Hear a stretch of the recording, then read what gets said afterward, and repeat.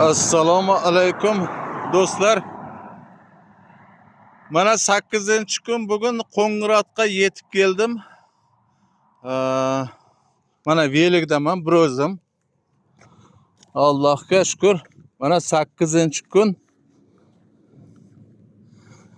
Qo'ng'irotga yetib keldim.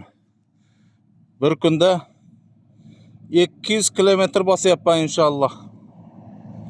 Ko'z tegmasin. Toychoq yarayapti.